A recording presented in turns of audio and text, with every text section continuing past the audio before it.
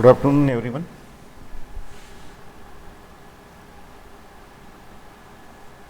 Am I audible? Yes, sir. Very good. Good afternoon. Good afternoon. Now, whether you go through the things which we discuss, I'll suggest one thing. Please try to do this. That is, make a notebook or any rough book with you.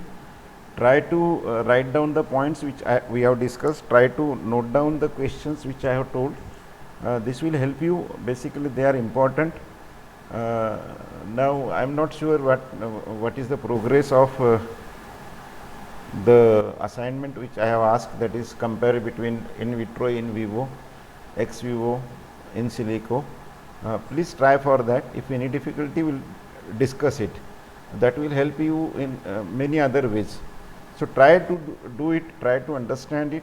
We have tried to understand the basics of each.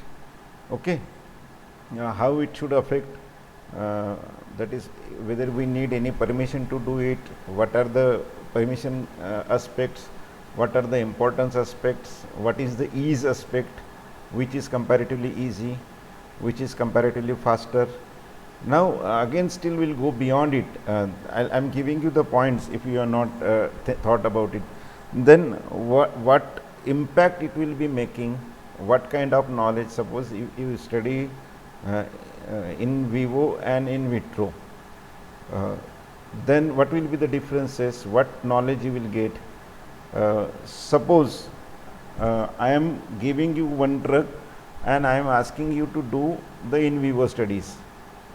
Okay, now in that case, if I am giving any drug, what you will say, suppose I want that, I told you that this is a drug which causes the, what will be easy to understand, maybe, yes, we have got a instrument, we call it as a tailwind blood pressure measurement, or okay, then that blood pressure we are measuring, and I have a drug which is causing decrease in the blood pressure.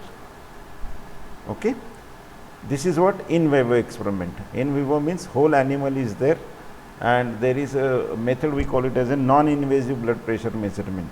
Okay, now in this non-invasive blood pressure measurement, what I have done is I have administered the drug and I am observing blood pressure, and I am finding that yes, the drug is reducing the blood pressure, drug is making changes in the blood pressure. Now can I predict that what can be the mechanism of action of the drug?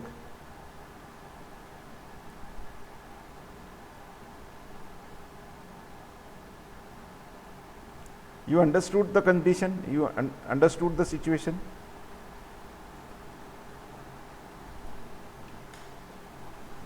Am I audible?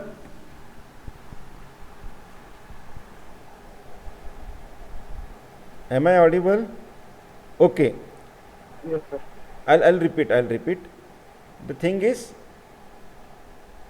I am doing an experiment, and my job is to find out the effect of that given drug, given chemical on the blood pressure of the animal. Okay, and there is a one experimental model, one experimental instrumentation, we call it as a non-invasive blood pressure measurement.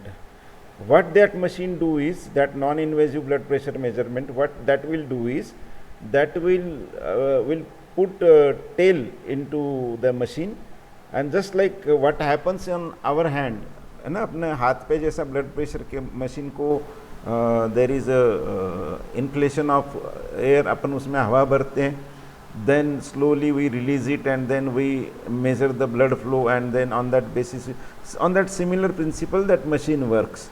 And this is called as a non-invasive, because other methods are there where you have to surgically put some tube inside the blood vessel.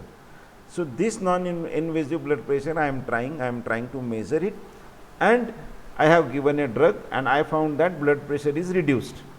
Now somebody asked me, yes, very good, congratulations, the drug you have administered that has caused reduction in the blood pressure, what can be the mechanism? Okay, somebody has asked me what can be the mechanism. कोई बता सकता है मुझे कि क्या mechanism हो सकती है उसकी?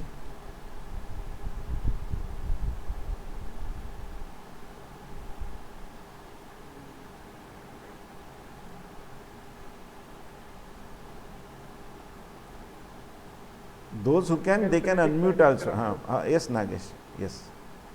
Sir, we can predict by nature of drug. This is totally new drug. Na?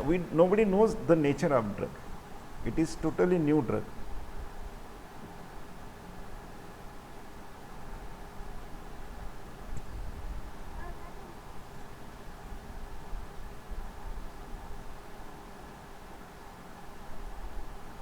Sir, superficial Huh? reactions we can see. Hello? Social reaction only we can see. आवाज तुझा कट होतो बेटा. Yes. Sir, superficial reaction can be seen only. Superficial means, what do you mean exactly? Means whole animal can we are placing whole animal, so we can see the blood pressure drop. Yes, we are use whole animal. It is a in vivo experiments. We have given the drug, and on that screen, on that machine, we found that blood pressure is reduced. And somebody is asking what can be the mechanism. What do you think? What we can give? What answer I should give to the person? Suppose you are my helpers, you are my think tank, and I am asking कि भैया तुम बताओ, अभी मेरे को नहीं सूझ रहा है. So in that condition what you will do? मुझे क्या सजेस्ट करोगे कि सर आप उनको ये बोल सकते हैं?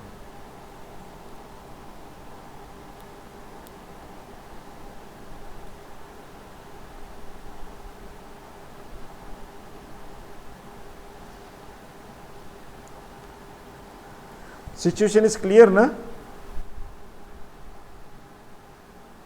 Yes, sir. अच्छा, अगर उसको मान लो बताना है तो अपन क्या, उसको क्या करना पड़ेगा अपने को, अगर किसी को बताना है तो?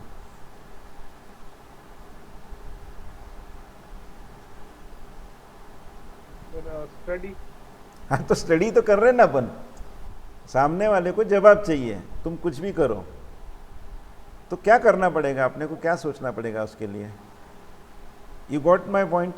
Reaction. हाँ, Yes, sir. Yes. मेरा पॉइंट समझ में आ गया ना? उसने अपने को एक केमिकल दिया, उसने बोला कि ये मैंने केमिकल सिंथेसाइज किया है, मुझे लगता है कि इससे ब्लड प्रेशर कम होगा, है ना? पर मुझे ये चाहिए कि आप होता है कि नहीं होता है ये बताओ, और अगर होता है तो मुझे कोई अगर पूछेगा क्या मैकेनिज्म है तो मुझे बताते आनी चाहिए, तो आप उसको चेक करो. मैंने सबसे अच्छा मॉडल समझा इन वाइवो मॉडल, क्योंकि इन वाइवो मॉडल में अपन ने डिस्कस किया था कि उसमें कुछ भी मेटाबॉलिज्म होती है, एडीएमई होती है, सब उसमें आ जाता है, तो will get it good idea. और मैंने कहा कि in vivo studies are important even for regulatory aspect, मतलब क्लिनिकल के लिए अगर अप्लाई करना है तो मैंने डायरेक्ट सीधा इन वाइवो ले लिया, और इन वाइवो में मैंने देखा yes blood pressure is coming down, it is good. अब वो पूछता है कि ठीक है सर, इफेक्ट तो है, इट इज़ इफिकेशियस, अब मुझे उसका बोलो कि मैकेनिज्म क्या हो सकता है.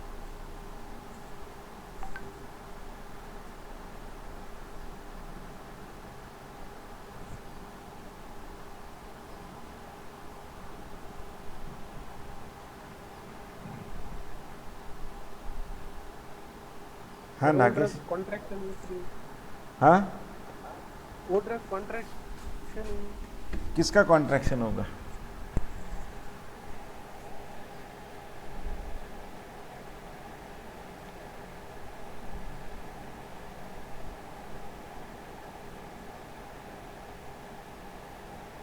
इसकी वजह से ब्लड प्रेशर डिक्रीज होगा. हाँ, sir, heart contraction blood pressure increase हो रहा है. हाँ, क्या कॉन्ट्रैक्ट हो रहा है जिसकी वजह से ब्लड प्रेशर इंक्रीज हो रहा है?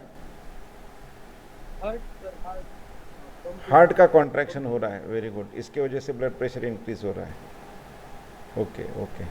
Anyone is having any other opinion? Nagesh के अलावा और कोई सोच रहा है, कोई बोलना चाहता है इसको?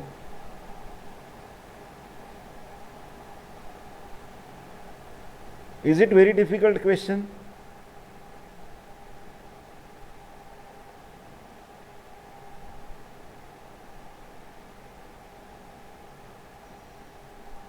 हेलो.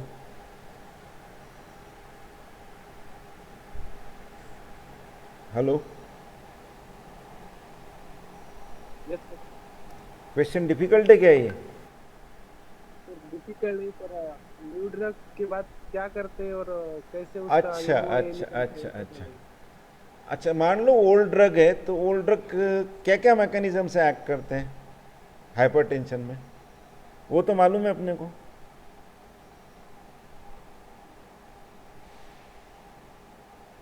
तो अपन ये मान के चलेंगे शुरुआत में एक अजम्पशन के कि भाई जैसे पुराना कोई भी ड्रग काम करता है वैसे ये भी काम कर रहा होगा, यहाँ से शुरू करेंगे अपन। तो पुराने क्या क्या क्या क्या रीजन से एक्ट करते हैं एज एंटी हाइपरटेंसिव? सर वैसोडायलेटर। वैसोडायलेटर्स और डाईयूरेटिक्स, वेरी गुड शुभम। और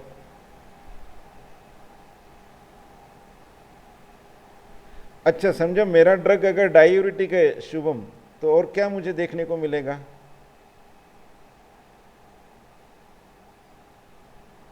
विच receptor blocker? Alpha, beta, gamma, delta? Beta receptor blocker, okay. Alpha blocker नहीं करेगा अक्षय? अल्फा ब्लॉकर करेगा कि नहीं करेगा? यस और no no Akshay? Sir. No, है ना? अल्फा रिसेप्टर नहीं होती। अल्फा क्या एगनिस्ट की एंटागोनिस्ट करेगा कि नहीं करेगा? अल्फा का कोई एक्शन नहीं रहेगा।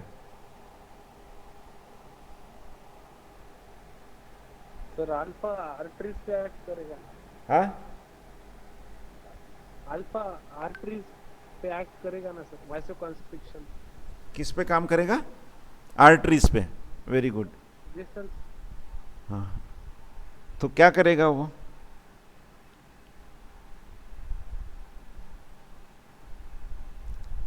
Sir alpha antagonist.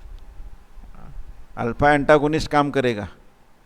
Sir alpha agonist alpha alpha receptor vasoconstriction करतो ना। Very good. अल्फा वन की alpha two? I think alpha one, not sure. हाँ, alpha alpha one one sir. Alpha one. Alpha one से क्या होगा? वैसोकंस्ट्रिक्शन। Vaso constriction होगा। तो blocker आपने बताया ऊपर बीटा, और आपने बोला कि अल्फा का एक्शन नहीं होगा अक्षय, यस सर। तो सही है कि वो गलत है? नहीं सर, गलत है। गलत है। चलो, वेरी गुड, है ना शुभम? अल्फा का एगनिस्ट करेगा कि एंटागोनिस्ट करेगा?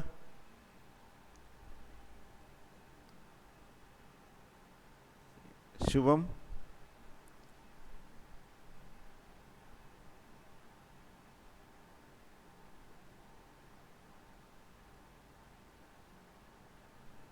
Hello, alpha blocker, okay. चलो, 2 मिनट में कितना चेंज आ गया शुभम में? पहले उसने एगोनिस्ट लिखा था, फिर अभी बोलता है alpha blockers. I am happy, I am happy. Basically my intention is you should think. Basically see knowledge is, knowledge जो आता है ना, रटने से कम आता है, सोचने से और समझने से ज़्यादा आता है। तो मैं कोशिश ये कर रहा हूँ कि तुमको एक एरिया दे रहा हूँ कि तुम सोचना शुरू करो। हाँ, don't worry, I am not punishing it. Don't worry Shubham, you should not, you don't, only thing is this happens when we can get confused because it is a huge thing. Pharmacology is a very huge science, है ना? तो confusion हो सकता है, but that makes us clarity. अब शायद नहीं भूलेगा तू, क्योंकि अभी तूने एक बार रॉन्ग दे दिया और तुझे ध्यान में आ गया मैं रॉन्ग जवाब दिया था, तो शायद डिफिकल्ट है भूलना अभी इसमें, and that's why you should try answering. This is what my suggestion, है ना? अभी याद रहेगा कि मैंने क्या गलती करी थी। गलती से आदमी ज़्यादा सीखता है। So don't worry, you keep on making it, you keep on making mistakes, don't worry. Now thing is, अभी आगे जाते हैं अपन, है ना?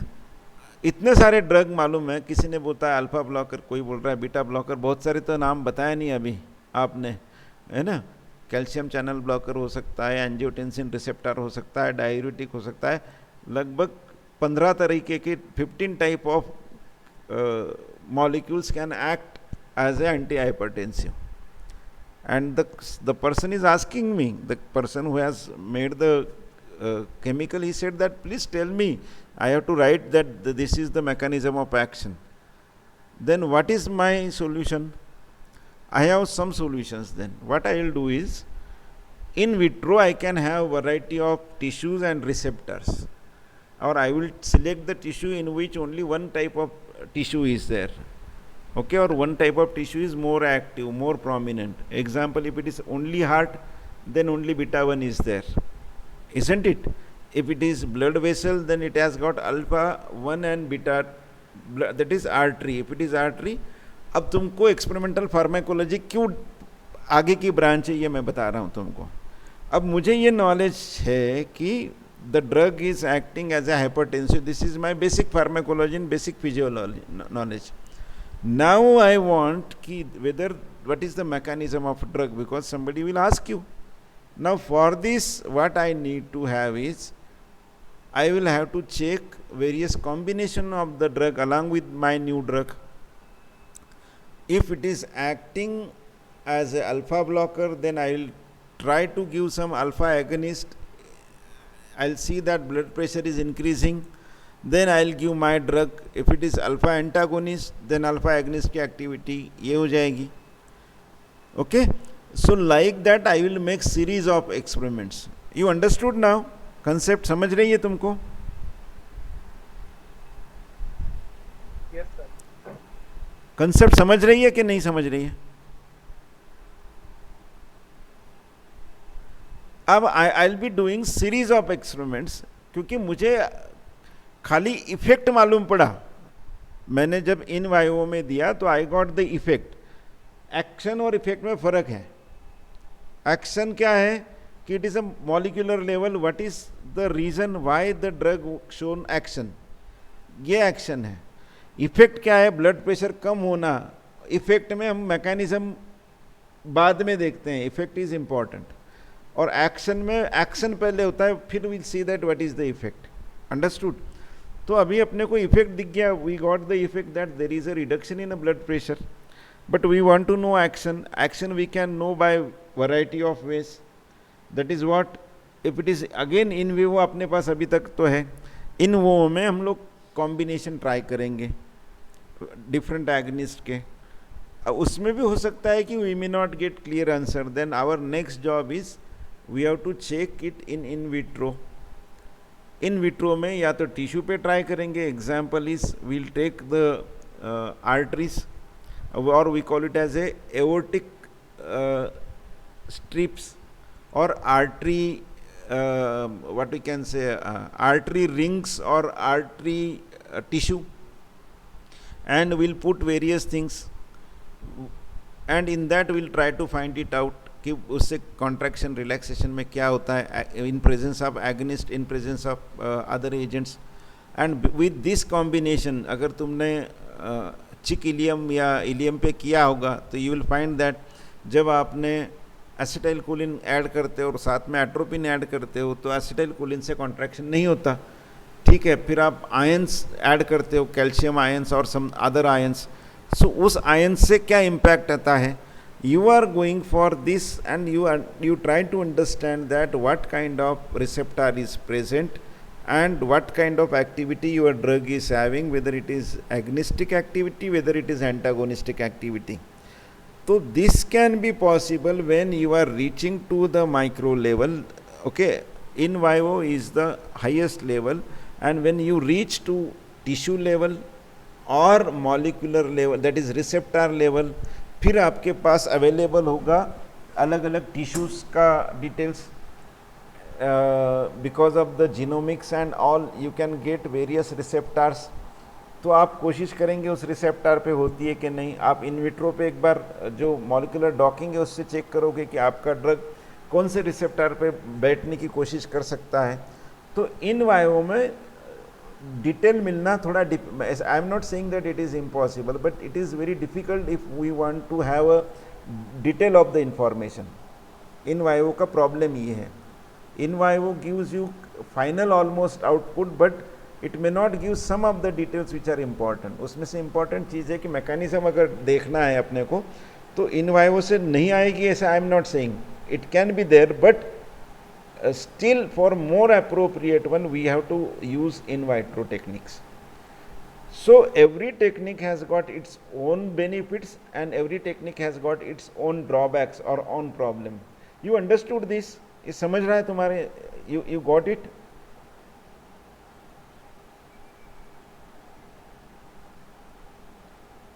ये समझने में कोई डिफिकल्टी है तुमको? समझा ये सब कि how different technique has got its own importance and own drawback?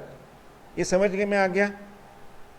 It's very important and therefore no technique is perfect, no technique is, we can say 100%. I'll repeat again, in vivo data we need for clinical trials of permission, but at the same time we should also have this data, we call it as a mechanistic data, that is what can be the probable mechanism of action, और उस probable mechanism of action के लिए अपने को most probably in vitro data भी जरूरी पड़ेगा. This is clear to you? मैं अपने सिलेबस में इन विवो इन विट्रो शायद वर्ड डायरेक्टली कहीं नहीं है. I am taking the second lecture on it. The reason being you should understand what are the benefits of in vivo and what are benefit of in vivo in vitro in silico etcetera and what are the drawbacks of each case. है ना? ये conditions आपके सामने लानी है. You will understand it in better वे कि in silico को मैंने कितना भी अच्छा डिज़ाइन किया तो भी एक्चुअली इन वाइवो में जो फाइनल इफेक्ट आएगा वो इन सिलिको कभी बताएगा नहीं. इन विट्रो में अगर मैंने केमिकल जैसे के जैसे डाल दिया तो हो सकता है कि उस केमिकल का मेटाबोलाइट एक्ट कर रहा है. तुमने अगर फार्माकोलॉजी पढ़ी है ठीक से, then you will find that there are many drugs actually they are converted into body into active form and then only they are acting. बहुत सारे ड्रग्स हैं ऐसे कि they are actually in a pro drug form and then they are active. तो अगर हमने in vitro पे वो ड्रग से डायरेक्ट स्टडी किया तो हो सकता है अपने को इफेक्ट नहीं आएंगे, बट इन विवो में इफेक्ट आएंगे. और इन विवो में करते हैं तो अपने को इफेक्ट तो दिखाई देगा, फाइनल इफेक्ट दिखाई देगा, पर मैकेनिज्म ढूंढने में डिफिकल्टी होगी. You understood the difference of all these three? सबका डिफरेंस समझ में आ गया प्रोज एंड कॉन्स के?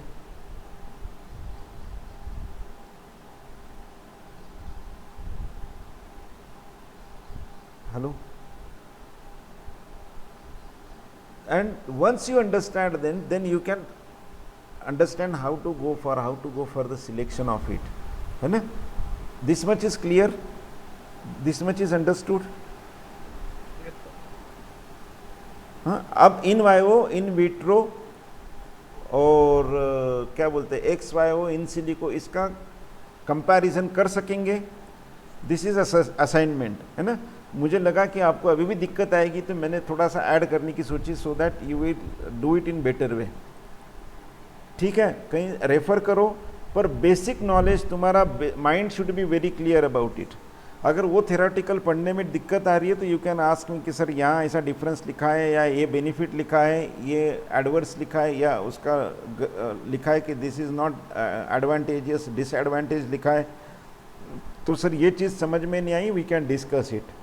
But most probably I have tried to put the details to you कि उसमें क्या क्या किसमें डिटेल्स हैं, है ना? And how you can think it in that way.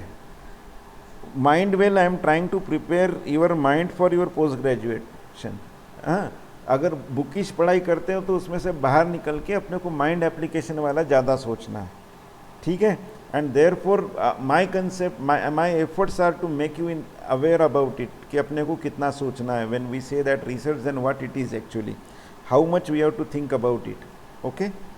Now this much is clear to you? अभी तक समझ में आ गया what is in vivo, in vitro, etc. समझ में आ गया? अब नेक्स्ट अपना प्रॉब्लम आ रहा है, जो नेक्स्ट टॉपिक पे अपने को जाना था वो टॉपिक है डोज सिलेक्शन, है ना? अब मुझे ये जो ड्रग दिया है, मुझे ब्लड प्रेशर के लिए ड्रग दिया, उसने बोला कि ये मेरा एजम्पशन है या मैंने कोई डॉकिंग स्टडीज़ की थी तो मुझे लगता है कि ये ब्लड प्रेशर कम करेगा, मुझे लगता है कि ये अल्फ़ा ब्लॉकर है. उसने शायद तुमको बोल भी दिया कि ये शायद अल्फ़ा ब्लॉकर हो सकता है या बीटा ब्लॉकर हो सकता है या तो कैल्शियम चैनल ब्लॉकर होता है या तो एसी इनहिबिटर होगा। हाइपरटेंशन के लिए अपने पास बहुत सारी दवाई है। सो ही टोल्ड दैट आई कि मुझे डॉकिंग से ऐसा लगता है कि ऐसा हो सकता है, but he want to check it genuinely, जो उसने थेरोटिकल किया था कि नहीं है ना। तो now the thing is he has given me the drug, now what should be my dose, मैंने कितना डोज देना चाहिए। दिस इज क्लियर ना, समझ गया कि नहीं समझ गया? अभी मैंने तुमको सब सिखा दिया, बराबर है ना। मैंने अभी तुमको इन वाइवो सिखा दिया, इन विट्रो सिखा दिया, मैंने कहा कि हाइपरटेंशन का एक मॉडल सिखा दिया। कौन सा मॉडल सिखाया मैंने? कौन सा मॉडल बताया मैंने आज? Sir in vitro in vitro बताया। आर्टरी आर्टरी का इन विट्रो और in vivo invasive blood pressure. अच्छा, इनवेजिव ब्लड प्रेशर का बताया, बराबर, इजंट इट? Yes sir. इसका मतलब ध्यान ठीक नहीं है नागेश किसी का? हाँ, ब्रिजेश नॉन इन्वेजिव, मैंने एक्सप्लेन किया। इन्वेजिव में सर्जरी करनी पड़ती है, आर्टरी के अंदर ट्यूब डालनी पड़ती है, उसको इन्वेजिव बोलते हैं। और ये नॉन इन्वेजिव है जिसको अपन कैसा करते हैं? नॉन इन्वेजिव को कैसा करते हैं मैंने बताया ना, जैसे ह्यूमन को करते हैं, ह्यूमन के हाथ को मशीन बांध के हवा भरते हैं। मैंने बताया तो सही सब चीज़, आई टोल्ड यू कि विल पंप एयर इनटू, उसमें हवा भरेंगे और वो कट ऑफ चेक करेंगे, मशीन मेजर करेगा कहाँ पे? टेल वेन में। कहाँ पे? टेल वेन में। तो टेल वेन में जो है वो नॉन इन्वेजिव है। तो ये एक टेक्निक हो गया। दो टेक्निक अपन ने हंसते हंसते सीख ली अभी, किसकी? एंटी हाइपरटेंसिव ड्रग्स की, है ना। क्या चीज़? एक इन्वेजिव सीखी जिसमें आर्टरी के अंदर अपने को ट्यूब डालनी पड़ेगी, और दूसरी हमने सीखी नॉन इन्वेजिव, जो टेल कफ मेथड नाम से भी बोला जाता है। टेल को, जैसे अपने को कफ होता है ब्लड प्रेशर का, है ना, कफ बोलते हैं, जो अपने हाथ को बांधते हैं बैंड, उसको कफ बोलते हैं, जिसमें हवा भरते हैं। So there is one method जिसको टेल कफ या नॉन इन्वेजिव बोलते हैं, और एक मेथड मैंने बताई आपको इन्वेजिव बोलते हैं। फिर मैंने आपको बोलते बोलते मैं इन विट्रो मेथड्स बता दी। क्या? कि मैंने आर्टरीज के कट किए, आर्टरी के सेक्शन किया, और आर्टरी पे मैंने देखा कॉन्ट्रैक्शन हो रहा है कि रिलैक्सेशन हो रहा है। So these are the models, these are various experimental models, in vitro के, इन वाइवो के। अभी मेरे पास अगर मान लो अल्फा रिसेप्टर मिल गया डायरेक्टली, मुझे बीटा रिसेप्टर मिल गया प्रोटियोमिक्स से, है ना, प्रोटीन की स्टडीज़ से किसी ने बना के दे दिया कि सर इसके ये प्रोटीन कॉम्बिनेशन है तो ये अल्फ़ा रिसेप्टर ऐसा रहता है, तो मेरा मॉलिक्यूल उसको बाइंड करता है कि नहीं, उसकी भी टेक्निक्स है। That is called as in vitro और receptor level studies, cellular level studies, cell level, receptor level and molecular level. तो ये सब स्टडीज़ होती है which are all part of in vitro studies. तो व्हाट वी वर थिंकिंग कि अभी मेरे को उसने केमिकल दे दिया, अभी मैं आप मुझे सब सपोर्ट करने वाले हो, मुझे हेल्प करने वाले लोग हैं, तो मैं बोलूँगा कि भैया चलो अपन डोज क्या लेंगे, तो कौन बताएगा कितना डोज लेंगे अपन?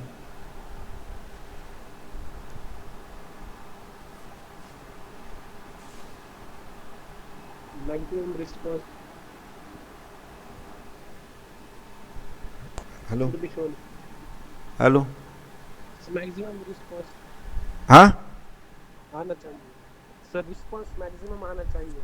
रिस्पॉन्स मैग्नीशियम आना चाहिए। ओके, इतना डोज लेंगे। तो कैसे मालूम पड़ेगा अपने को इतना डोज लिया तो मैक्सिमम रिस्पॉन्स आएगा?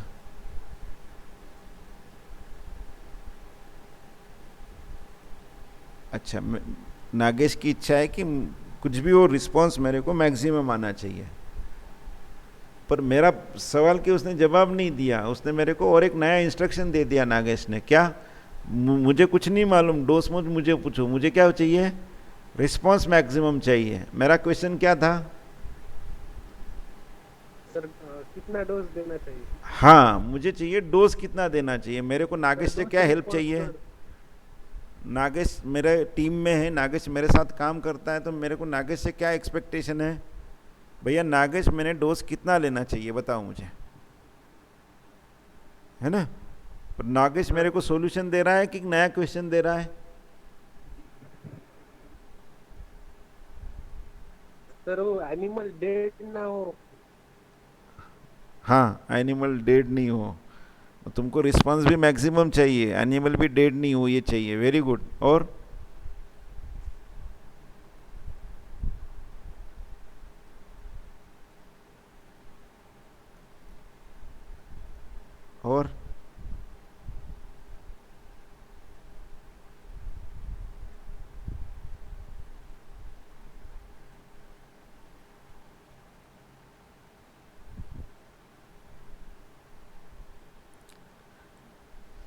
चलो, अपन ने शुरुआत में कुछ डिस्कस किया था क्या कि सेफ्टी अपने को कैसे मालूम पड़ती है कोई भी ड्रग की? Lethal dose. Lethal dose. What is lethal dose? Lethal dose कहाँ से आती है अपने पास? 50% ऑफ हम्म 50% ऑफ टोटल अच्छा, लीथल डोज के लिए पॉपुलेशन। क्या स्टडी करनी पड़ती है? Therapeutic index. थेरापेटिक इंडेक्स तो लीथल डोज के बाद वाली स्टेप है। सर डोज हाँ, रिस्पॉन्स सर। प्रतीक बराबर है, प्रतीक ने सही जवाब दिया। टॉक्सिसिटी, कौन सी टॉक्सिसिटी बोलते हैं उसको?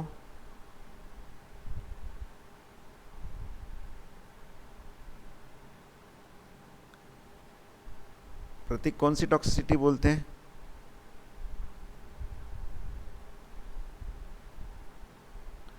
तीन टॉक्सिसिटी के टाइप्स बताए थे मैंने।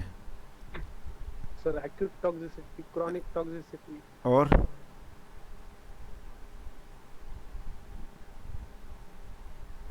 और तीसरा था sub acute toxicity.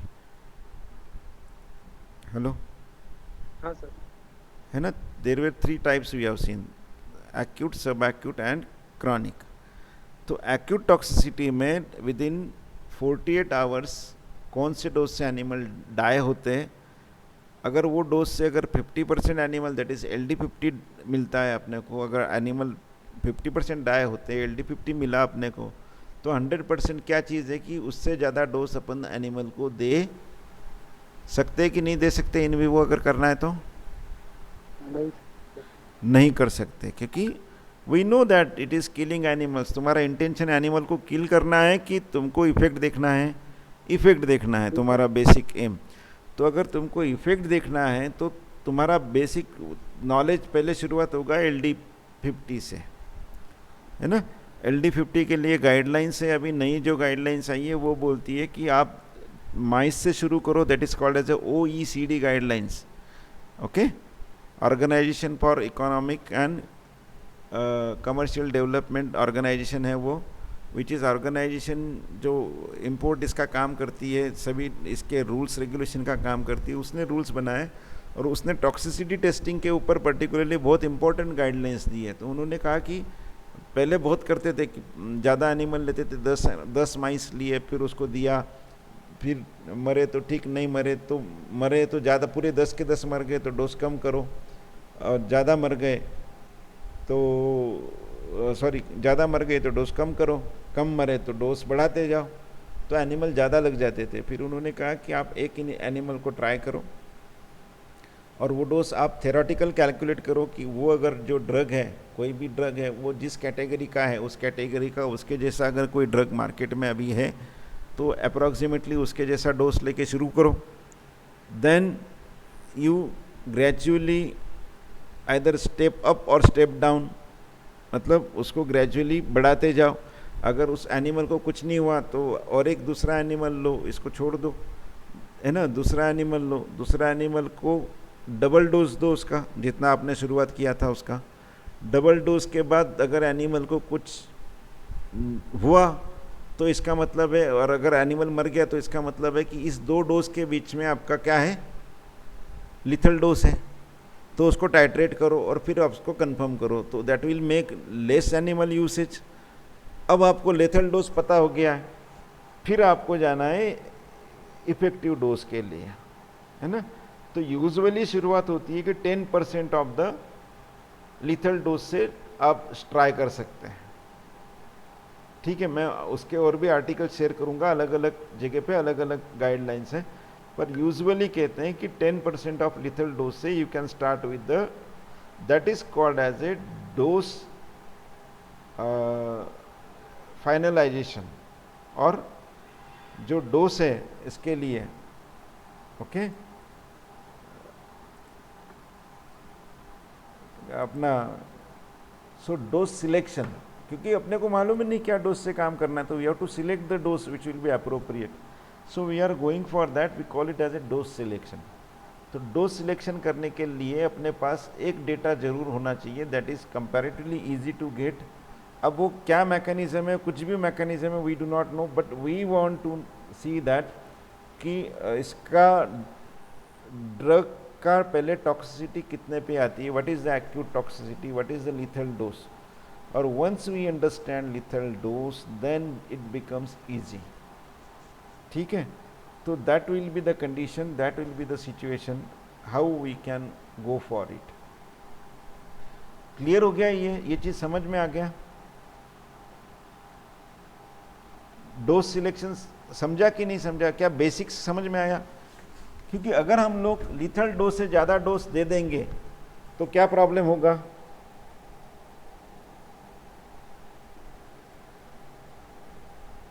Lethal dose से ज़्यादा डोज दे देंगे तो इफेक्ट दिखेगा कि नहीं दिखेगा?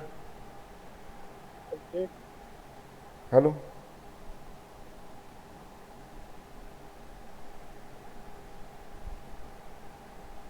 हेलो, इफेक्ट दिखेगा। लीथल डोज से ज़्यादा डोज या LD50 से ज़्यादा डोज दिया तो क्या होगा?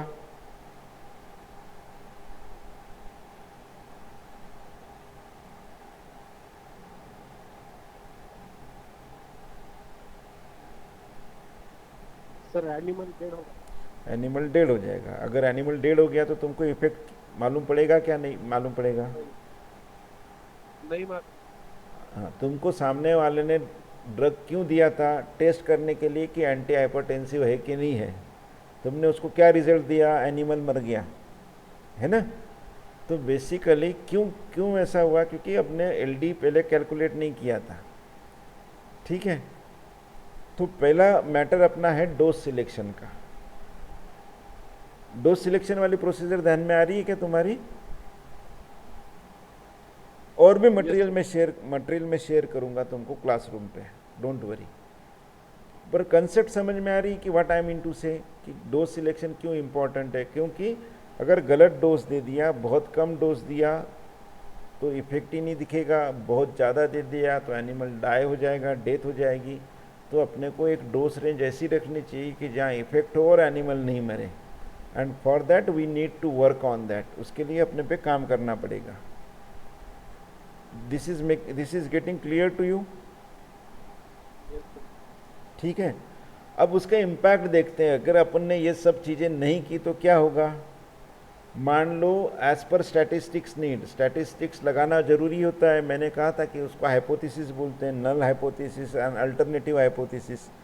अभी हमने नल हाइपोथेसिस से शुरू किया या दोनों हाइपोथेसिस बनाया। हमने नल हाइपोथेसिस बनाया कि हमारा जो ड्रग है उसको कोई एक्शन नहीं है, कोई एंटी हाइपरटेंसिव वगैरह नहीं है, दैट इज़ नल हाइपोथेसिस। और अल्टरनेटिव ऐसा है कि नहीं, अगर वो बोल रहा है बेचारा कि ये एंटी हाइपरटेंसिव है तो वो ब्लड प्रेशर कम कर रहा है, we call it as a alternative hypothesis. तो अभी नल हाइपोथेसिस या अल्टरनेटिव हाइपोथेसिस अगर हमने लिया है तो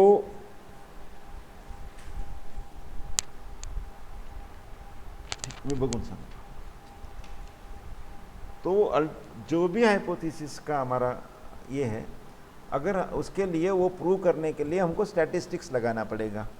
उस स्टैटिस्टिक्स के लिए डिज़ाइन बनेगी। क्योंकि क्या होगा, एक एनिमल का इफेक्ट हम बोल नहीं सकते कि भैया हमने एक एनिमल पे किया था उसका, क्योंकि वो data will not be accepted. It should be statistically verified data, वो चाहिए अपने को। उसके लिए अपने को एक्सपेरिमेंट का डिज़ाइन बनाना पड़ेगा, उस डिज़ाइन के हिसाब से अपने को नंबर ऑफ़ एनिमल्स लेने पड़ेंगे, नंबर ऑफ़ एनिमल्स लेने के बाद उसके ग्रुप्स बनाने पड़ेंगे, उसकी सब प्रोसीजर अपन जाएंगे बाद में, एक के बाद एक जाएंगे। उस ग्रुप में बनाने के बाद, उस ग्रुप्स को ये करने के बाद, जब हम लोग एक ग्रुप में मान लो नॉर्मली हम लोग 6 एनिमल रखते हैं स्टैटिस्टिकल इसके लिए, अगर हमने ये पहले ध्यान नहीं रखा है डोज कितना लेना चाहिए था, तो क्या होगा, या तो 6 के 6 एनिमल मर जाएंगे, या तो 6 के 6 एनिमल पे कोई इफेक्ट नहीं आएगा, तो हमारा रिजल्ट जो आएगा वो बराबर नहीं आएगा। हम बोलेंगे 6 के 6 एनिमल मर गया इसलिए drug is useless, it is very toxic, या 6 के 6 एनिमल को कुछ नहीं हुआ तो हम बोलेंगे drug is useless. And therefore we need to fix the proper dose. You are getting, समझ रहा है ना मैं क्या बोल रहा हूँ? तो dose selection is very very important. वो डोज को सिलेक्ट करने के बाद उसकी बाकी की सब प्रॉपर्टीज़ देख के उसको फॉर्मुलेट करना पड़ेगा ताकि वो प्रॉपर डोज अवेलेबल हो। ये क्यों ज़रूरी है? Example, drug is not soluble properly, if it is not soluble तो उसका एब्सॉर्प्शन होगा नहीं, तुमको लगेगा मैंने अच्छा डोज दे दिया, पर वो डोज सोल्यूबल था नहीं, सोल्यूबल नहीं था तो उतना एब्सॉर्ब हुआ नहीं, तो या तो इफेक्ट नहीं आया, या तो ये इफेक्ट जो आ रहा है वो बहुत कम फ्रैक्शन का आ रहा है। अगर वो पूरा डोज एब्सॉर्ब हो जाता तो एनिमल मर जाता। तो तुमको ये कॉन्सिक्वेंसेस पता चल रहे हैं? You are getting this? Hello? Yes, sir. So to avoid all this we have to work on this. तो हमने पहले अपने पास एक मेजर था, वो मेजर से शुरू किया। मेजर क्या था हमारा? Our major was what? कि it should not be toxic and it should not be useless. तो हम लोगों ने जो LD50 आया उसके 10% से शुरू किया और ग्रेजुअली एस्केलेट करते करते जा सकते हैं हम लोग। 10 के नॉर्मली एक्सपोनेंशियल से कैलकुलेट करते हैं। 10% लिया तो आगे हम 20% देंगे, 20% से नहीं आया तो 40% देंगे, 40 से नहीं आया तो 80% देंगे। तब तक अपने को अगर 80% में नहीं दिया तो अगले में तो कोई फ़ायदा ही नहीं, क्योंकि 80% के नेक्स्ट आता है 160, that means it is more than the toxic dose. You are getting, समझ रहा है ना? Yes, sir. ओके तो इसका और भी डिटेल अपन नेक्स्ट क्लास में और करेंगे।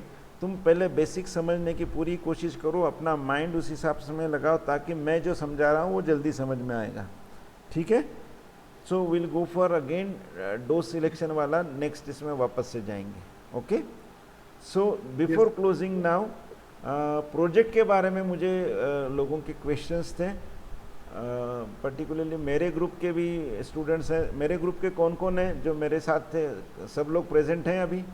अगर नहीं है तो इनको फ़ोन करो सबको, जिनको जिनको, या तो नागेश मैसेज करो कि 1-2 मिनट में ज्वाइन करो, मैं वापस से ये गाइडेंस नहीं दूंगा। Yes.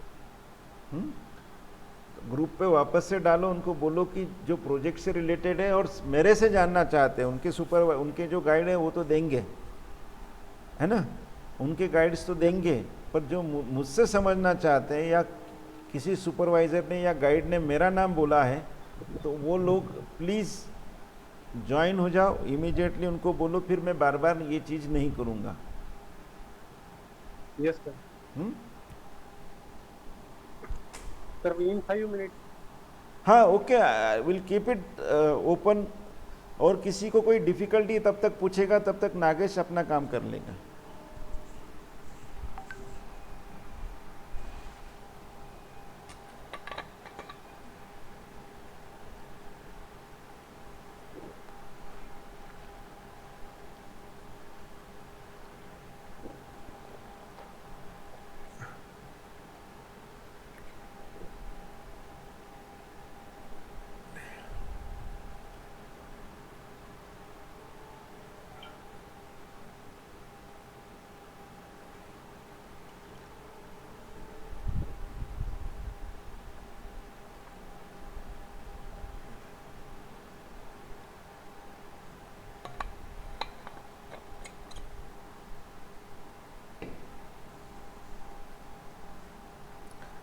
और जिनको इंटरेस्ट नहीं है they can leave, there is no problem, we don't have any compulsion over that. जिनको सुनना है, those who want to understand, those who want to know, they can be there. और जिनको मान लो उनके गाइड के साथ उनका होने वाला है, they can leave, okay, there is no harm. अपना जो एक्सपेरिमेंटल फार्माकोलॉजी का क्लास खत्म हो गया है,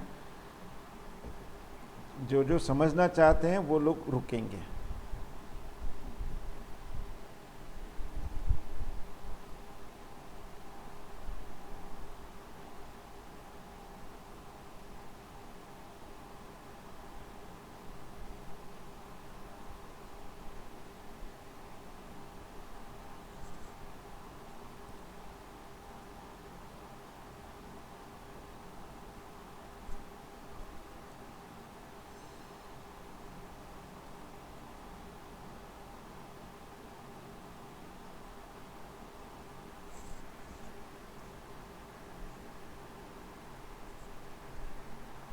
हम जैसे शुरू करना होगा मुझे अपडेट करना नागेश। हाँ, yes sir. Don't worry, will keep it live, no problem. Ma'am message sir message किया है मैंने, एक 5 मिनट में। और अगर किनके सुपरवाइजर को भी अगर आना है तो दे भी, अगर उनको भी पूछ सकते हैं और उनको भी ज्वाइन करा सकते हैं। Yes sir.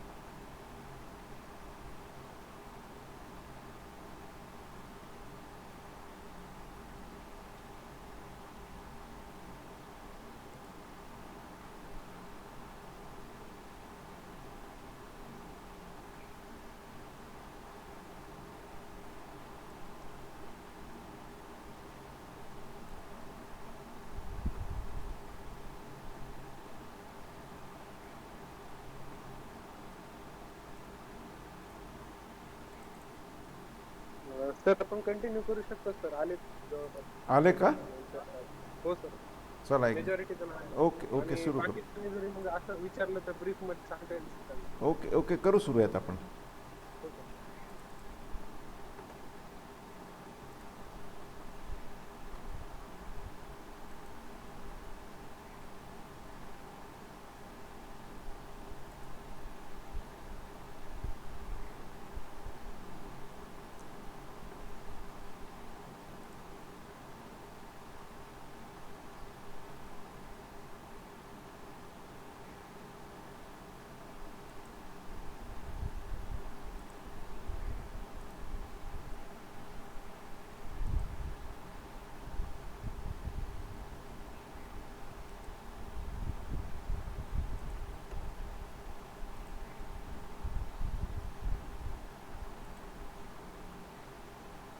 Okay. Now you have got a project, and that project has to be made on what? On the basis of your electives. Okay.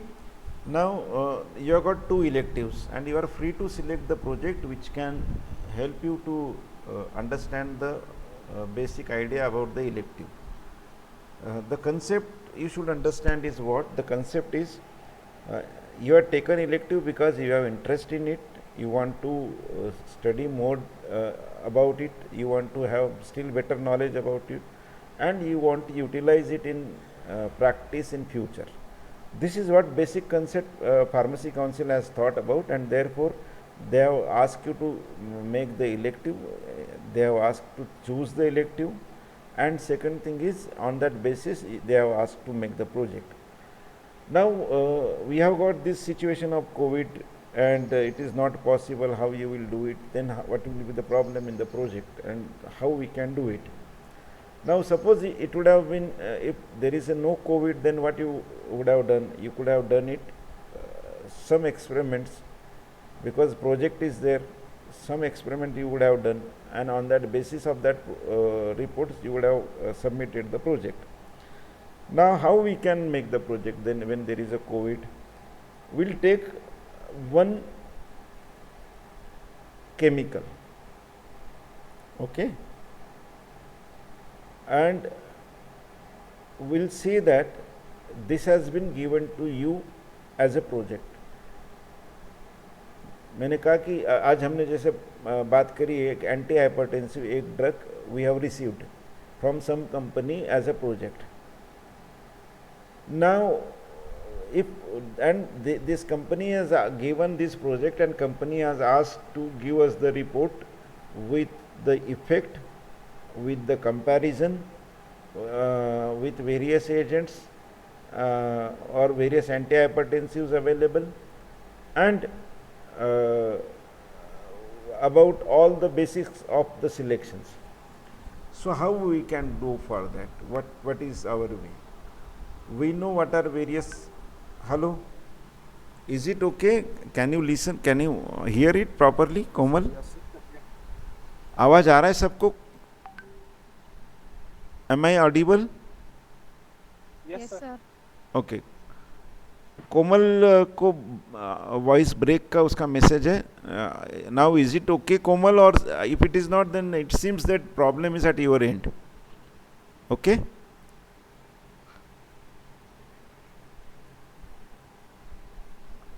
Okay, so if now we'll assume that we have got one chemical for one, we call it as a study or screening actually, है ना. अपने को उसके screening के लिए एक drug आया है. Now the drug can be for cardiovascular effect, drug may be for central nervous system effect, the drug may be for muscle related effect, isn't it? अपने सिलेबस में जितने टॉपिक है उनमें से किसी एक टॉपिक के लिए ये ड्रग अपने पास आया है. तो what we will do about it? वो अगर ड्रग आया है तो अब हम क्या क्या सोचेंगे उसके बारे में, उस ड्रग की क्या क्या चीज़ें चेक करेंगे. ये अपने को थेरोटिकल नॉलेज से क्लियर होते जाएगा. तो मान लो drug is there, you will ask for that कि उसको आपको क्या चाहिए उसके बारे में. तो जैसे जैसे स्टडी जाते हैं एक उसका रेफरेंसिंग करोगे कि मान लो वो ड्रग का स्क्रीनिंग हमसे करवा रहे हैं, तो ऐसा मान के चलो कि वो डेटा वो क्लिनिकल स्टडीज़ को सबमिट करने वाले हैं।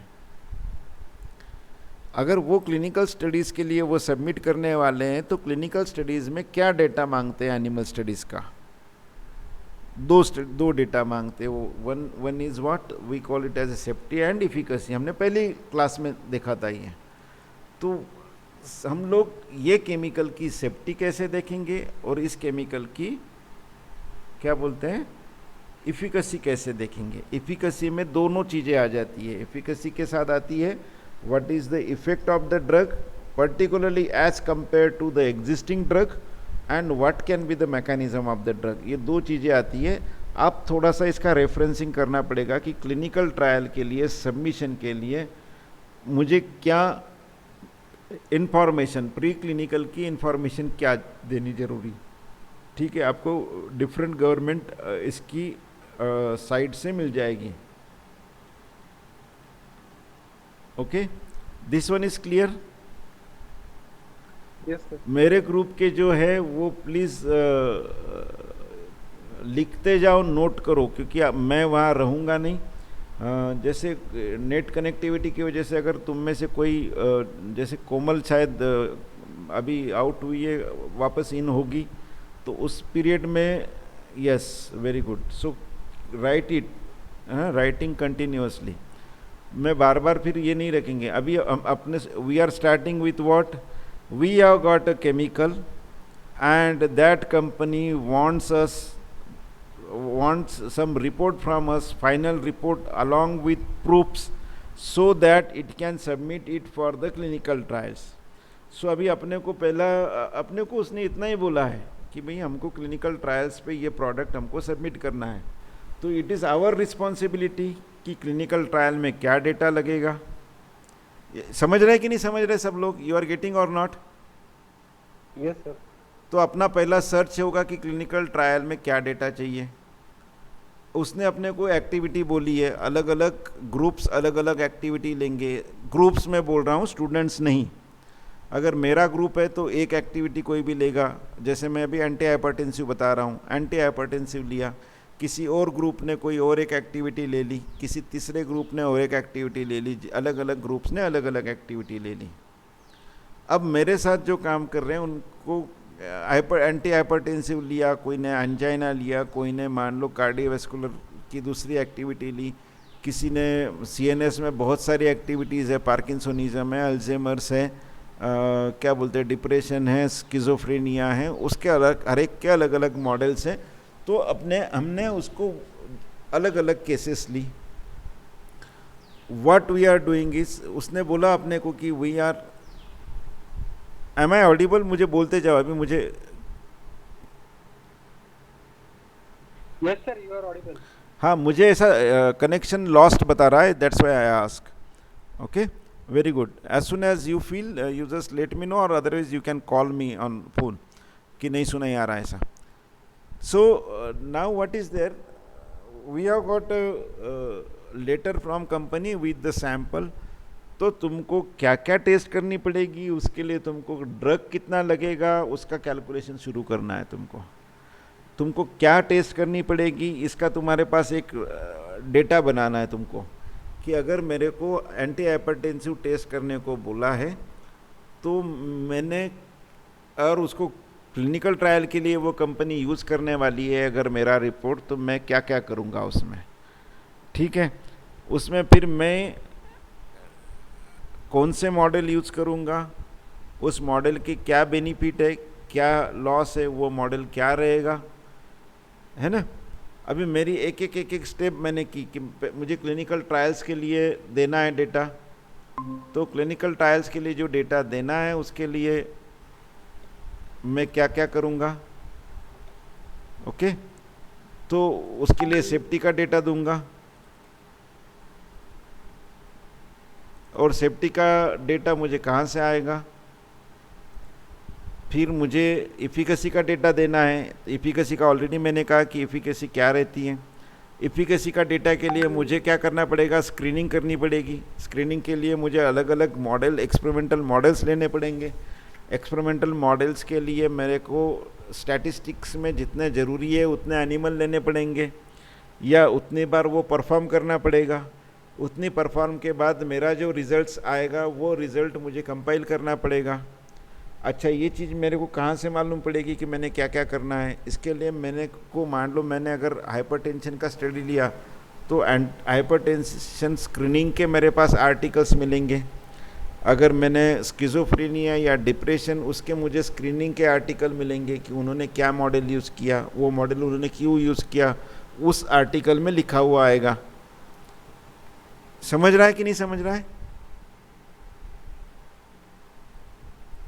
Hello, very good. तो वो आर्टिकल ने क्यों लिया, उन्होंने ये क्यों मॉडल लिया, है ना? बहुत सारे अलग अलग लोगों ने अलग अलग मॉडल लिए, तो उसके क्या कारण है, वो सब हम लोग उसका सर्वे रहेगा। तो हमारे पास बहुत सारे आर्टिकल जमा होंगे। उस आर्टिकल के बेसिस पे हमारी जो स्टेप्स है वो स्टेप्स जाएगी कि भाई हमने इतना ड्रग मिला, उस ड्रग का हमने इतना ड्रग का सेफ्टी किया, उस सेफ्टी पे से हमने सीखा, हमने डोज सिलेक्शन किया। डोज सिलेक्शन के बाद हमको डोज एडमिनिस्टर करना था। एडमिनिस्टर करते टाइम हमने पूछा कि उसको सोल्यूबिलिटी क्या है।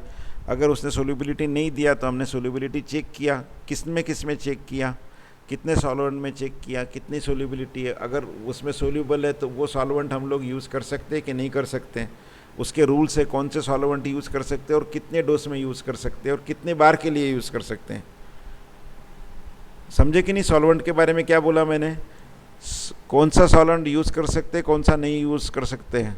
जो यूज़ कर सकते हैं वो कितने डोज में यूज़ कर सकते हैं, ज़्यादा से ज़्यादा आधा ml, 1 ml, 0.1 ml, जो भी। अगर 0.1 ml यूज़ करते हैं तो वो कितने समय के लिए, ज़्यादा से ज़्यादा 4 बार, 6 बार, 8 बार। तो ये डोसेस हम ये हमारे सॉल्वेंट के बारे में इंफॉर्मेशन मिलेगी हमको। फिर आगे आएगा, हमको जब स्टडी करना है इन वाइवो इन विट्रो जो भी, तो उसके ग्रुपिंग्स हमारे कैसे होंगे, कैसे ग्रुप बनाएंगे। ग्रुप्स के लिए हमको स्टैटिस्टिक्स लगता है। स्टैटिस्टिक्स के हिसाब से उन लोगों ने कितने लिए थे ग्रुप्स, कौन से ग्रुप बनाए थे, उस ग्रुप में कितने कितने एनिमल रखे थे, वो एनिमल के स्टडी के बाद उन्होंने ऑब्जर्वेशन टेबल कैसे बनाए थे उस स्टडी में। ठीक है, यू आर गेटिंग, समझ रहा है ये सब? Yes sir. और ऑब्जर्वेशन टेबल बनाने के बाद उन्होंने इस स्टडी से एक निकाला इम्पैक्ट, दूसरे स्टडी से दूसरा निकाला, तीसरे से तीसरा निकाला। तो अलग अलग स्टडी से जो इन्फरेंस निकाला वो हम लोग फाइनली देंगे कि भाई हमारे जो हमने स्टडी किया इसके हिसाब से, हमारे स्टडी के हिसाब से इसका डोज हमने इतना लिया, इसका रिजल्ट्स में हमने दिया है। और उसके सेक्शंस होंगे हमारे, जैसे रिसर्च आर्टिकल में सेक्शंस होते हैं वैसे, या जैसे क्लिनिकल ट्रायल के डॉक्यूमेंट के लिए होते हैं वैसे, कि उसमें सेक्शंस होंगे हमारे। क्या सेक्शन होंगे कि what is our information about it, what how we have selected the dose. तो उसके इंट्रोडक्शन होगा और उसके क्या बोलते हैं रिव्यू ऑफ लिटरेचर होगा, आर्टिकल्स होंगे कि डोज सिलेक्शन हमने कैसे किया, मॉडल सिलेक्शन कैसे किया, मॉडल्स के पैरामीटर सिलेक्शंस कैसे किया, फिर वो मॉडल कैसे हमने परफॉर्म किया, हमने क्या किया उस मॉडल में, क्या प्रोसीजर है उसकी, उसके रिजल्ट्स कैसे लिखते हैं। तो मॉडल की प्रोसीजर आएगी जिसको बोलते हैं हम लोग, जो नॉर्मल कोई भी थीसिस में कोई भी प्रोजेक्ट में होते हैं। तो first part is introduction, second part is about literature review, third portion is known as aim and objective, उसके एम एंड ऑब्जेक्टिव्स क्या होंगे। उसके बाद आता है मटेरियल एंड मेथड। तो मटेरियल मेथड में उसके रीजनिंग आएगा कि हमने क्या क्या लिया। एक पहला केमिकल तो हमने ये लिया, कौन सा जो हमको मिला वो हमको उस कंपनी से गिफ्ट मिला, या हमको उन्होंने और ये दिया, उसका असाइनमेंट दिया। फिर आगे हमको क्या क्या केमिकल लगेंगे, अगर जो मॉडल के लिए केमिकल लगेंगे, मॉडल बनाने के लिए, अगर हाइपरटेंशन का मॉडल है तो उसके लिए क्या लगेगा, कौन से एनिमल लगेंगे, उसके लिए कौन से एनिमल वाले काम कर सकते हैं। ये कुछ चीज़ें हमारी इंट्रोडक्शन में आ जाएगी कि भाई ये भी मॉडल यूज़ होता है, ये मॉडल यूज़ होता है, ये मॉडल यूज़ होता है, पर हमने ये मॉडल करने का सोचा।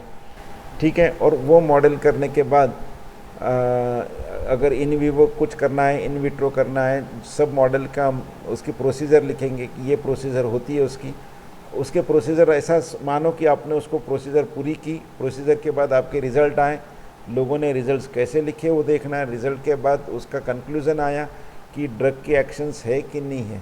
ये हो गया आपका पूरा प्रोजेक्ट।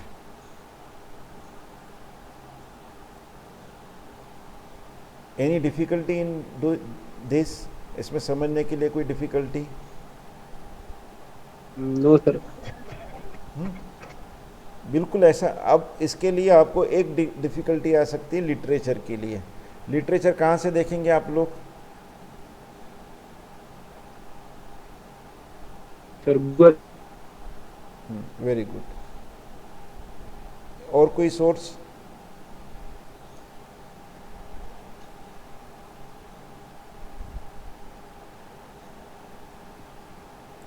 और कोई सोर्स? Sir PubMed. पबमेड। तीसरा देख, ये प्रतीक ने लिखा, बहुत अच्छा। स्कोपस का बताया था मैंने, है ना? स्कोपस का मयूरा मैडम ने, काणे मैडम ने आपको बताया था। Scopus, very good. और लिखते जाओ, जो जो बोल रहे हो वो अपना लिखते जाओ। गूगल एक बोला है, फार्माकोपिया ब्रिजेश ने बोला है, स्कोपक प्रतीक ने बोला है, और क्या? अच्छा, कहाँ से क्या इन्फॉर्म मिलेंगी? फार्माकोपिया से क्या मिलेगा ब्रिजेश अपने को? सर सम जैसे सोल्यूबिलिटी या कुछ ऐसे प्रॉपर्टी से रिलेटेड जो डाटा लगेगा वेरी गुड, बहुत अच्छा, बहुत अच्छा। कि हम कौन से सोल्युबिलिटी को कितनी मान सकते हैं और कौन से सॉल्वेंट यूज़ कर सकते हैं। ठीक है। अब स्कोपस में जो आते हैं, वो स्कोपस में प्रतीक सिर्फ एब्स्ट्रैक्ट्स आते हैं। क्या आते हैं? हेलो, स्कोपस में सिर्फ क्या आते हैं? एब्स्ट्रैक्ट्स आते हैं। ठीक है। तो एक मैं आपको एग्जाम्पल बताता हूँ कैसे सर्च करेंगे पबमेड में। PubMed is the best solution because it is most authentic and most important ये वाला है। ठीक है। तो मैं साथ में एक टैब ओपन करता हूँ और वो टैब मैं आपको यहाँ ले लेता हूँ।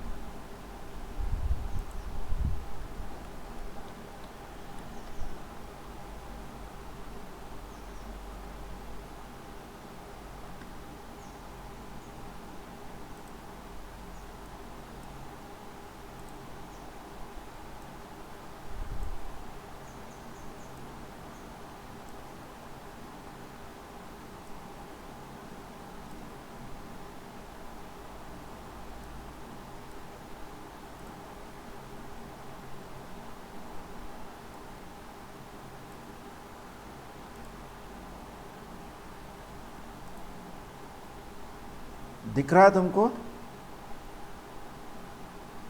Yes sir, yes sir. ठीक है। अब मेरे को थेरो से जितने भी मॉडल्स मालूम है, मुझे क्या स्टडी करना है? Anti hypertensive.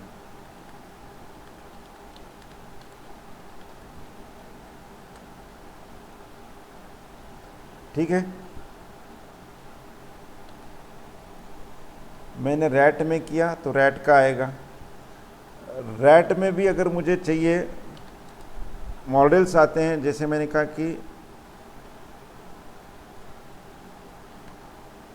SHR, that is called as a spontaneous hypertensive rat. ठीक है। उसके भी आर्टिकल्स मैंने देखने हैं, समझो।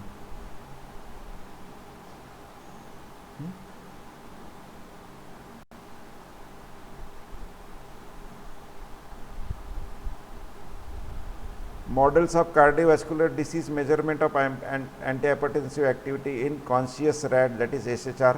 ये अलग अलग मॉडल है, DOCA salt, Goldblatt hypertension model. ठीक है। अब ये आर्टिकल, जैसे मैं आगे जाता हूँ, इसमें से कुछ आर्टिकल्स मुझे दिखेंगे कि कैसे टाइप के हैं ये। अगर वो फ्री आर्टिकल है तो फ्री मिलेगा वहाँ पे। ठीक है। मैं अगर यहाँ जाता हूँ, मुझे क्या चाहिए उसको, डिस्प्ले में मुझे क्या चाहिए, यहाँ आती फॉर्मेट समरी। समरी के साथ मैं अगर चाहूँ तो उसको बोल सकता हूँ एब्स्ट्रैक्ट चाहिए मुझे, तो हर एक का एब्स्ट्रैक्ट आएगा। एब्स्ट्रैक्ट में मेरे को एक पेज पे कितने चाहिए, मैं 50 चाहिए तो 50 आ जाएंगे, तो बार बार हर पेज पे मुझे नेक्स्ट पेज करने की ज़रूरत नहीं है। ठीक है, ये मैंने डिस्प्ले ऑप्शन किए। अब इस आर्टिकल में क्या होगा ये एब्स्ट्रैक्ट पे से मुझे पता चलता है। ओके, हाइपरटेंशन मैंने डाली स्क्रीनिंग,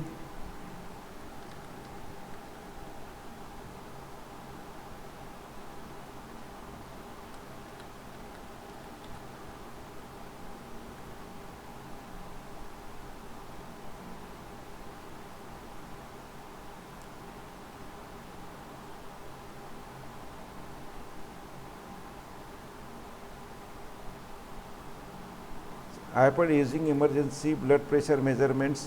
अच्छा, अब ये जो है ये ह्यूमन स्टडी है। अब मैं जाता हूँ उसको एडवांस स्टडीज़ में। एडवांस में मुझे क्या चाहिए, ये देखो, ये है हाइपरटेंशन स्क्रीनिंग आई थी मेरे को। ठीक है, ये मुझे कहाँ चाहिए, ऑथर में नहीं चाहिए, मुझे कहाँ चाहिए इसको,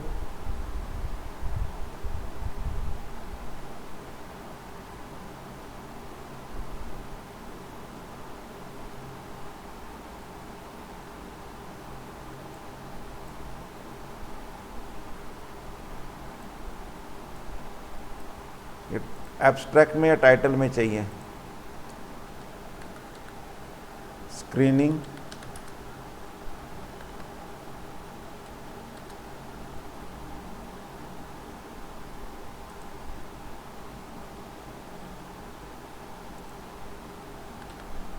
हाइपरटेंशन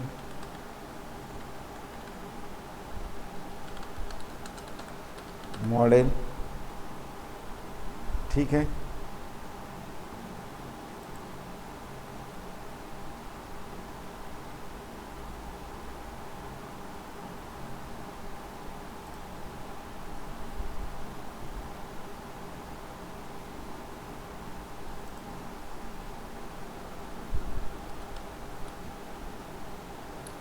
मॉडल फॉर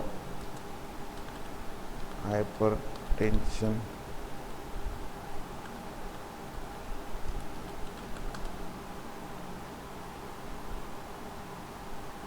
हाँ, इसके साथ अभी और कुछ डालना है तो ये डाल सकते हैं, ऐड विथ एंड, मतलब screening and hypertension and model. Okay, hypertension screening hypertension, ये डालते जाओगे इसमें, एंड डालते डालते डालते। टाइटल में मुझे क्या डालना है, hypertension add. Okay, then and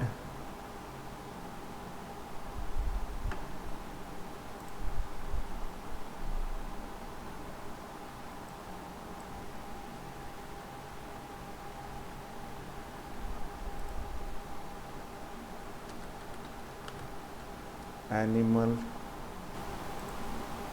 and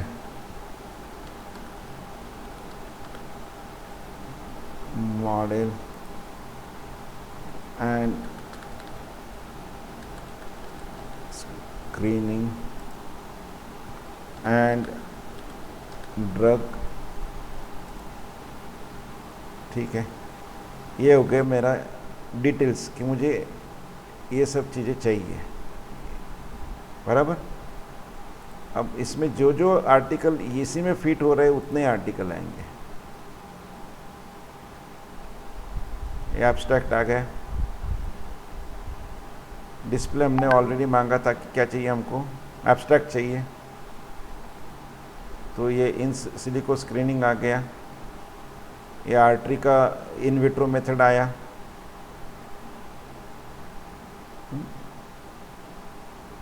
ये प्रेडिक्शन आया नेटवर्क फार्माकोलॉजी से।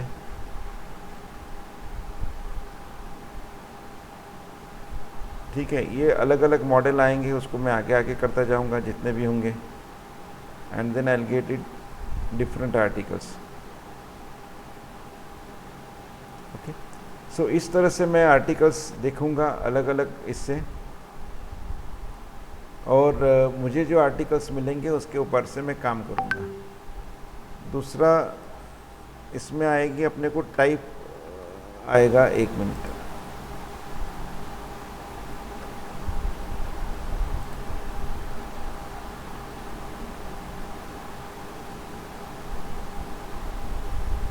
कि ये कहाँ से चाहिए आपको, एनिमल स्टडीज़ या ह्यूमन स्टडीज़? 1-2 मिनट।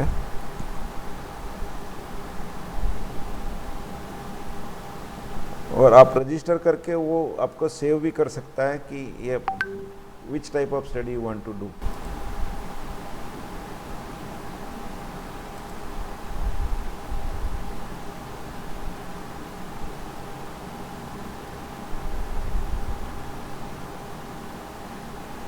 अगर आप इसमें जाते हैं पीएमसी में, दैट इज़ पबमेड सेंट्रल में, तो मैक्सिमम आपके आर्टिकल्स जो है फ्री वाले आर्टिकल इसमें आएंगे आपको।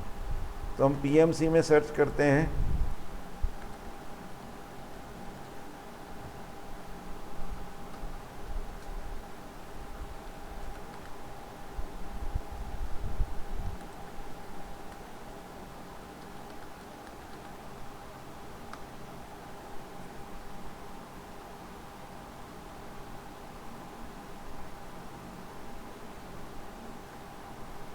ये देखो स्क्रीनिंग स्ट्रेटेजीज फॉर हाइपरटेंशन। इसमें अलग अलग सब डिटेल्स आ गया कि ये क्लिनिकल ट्रायल्स का ऐसा आया। अब इसमें अपने को चाहिए pre clinical.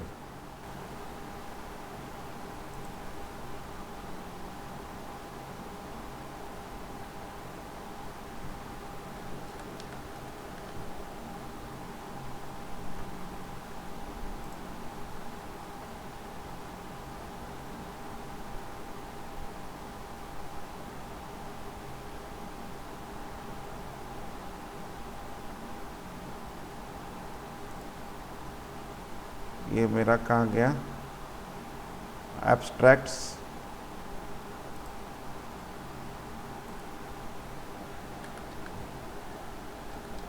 Screening,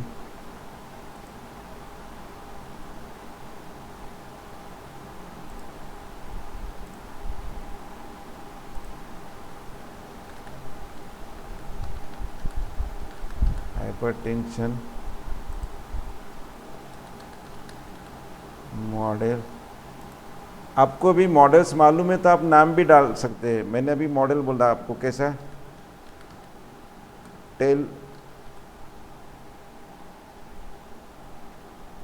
cup rat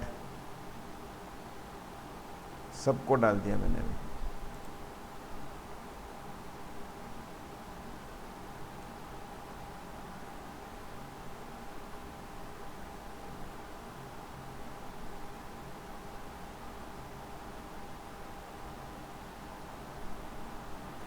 अभी वापस जाते हैं, किस में प्रॉब्लम आ रहा है मुझे, पल्मोनरी हार्ट आ रहे हैं, तो पल्मोनरी नहीं चाहिए मुझे, तो उसको माइनस कर सकते हैं। So this is how we can have search of this, how we can search various hypertension models. इसमें अलग अलग मॉडल आएंगे और उस मॉडल का हम लोग ये कर सकते हैं, और बुक में से उस मॉडल की इंफॉर्मेशन भी मिलेगी अपने को, बराबर है। बुक में से मिलेगा कि जो बुक अपने को शेयर किया है, कौन सा बुक शेयर किया आपने को, वोगेल का, हेलो, यस सर, है ना, वोगेल में ड्रग से, डिस्कवरी वाला। हाँ ड्रग डिस्कवरी, उसमें हाइपरटेंशन के सब मॉडल्स दिए हुए हैं, तो वो मॉडल अपने को मालूम पड़ेगा।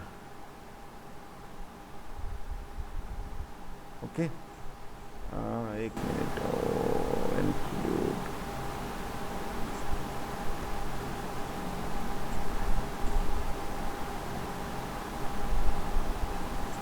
ठीक है।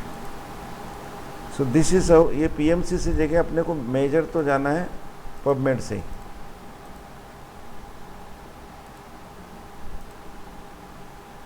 PubMed is one more alternative is Scholar Google.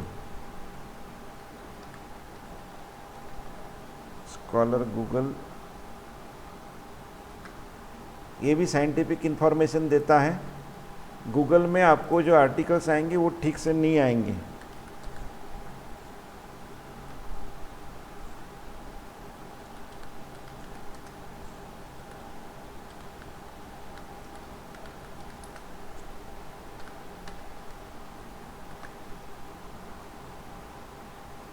ये इसमें पूरे मॉडल्स आए देखो. Combination of high fat diet and low dose streptozotocin treated rat, a model for type 2 diabetes and pharmacological screening. तो animal models of hypertension and effect of drug.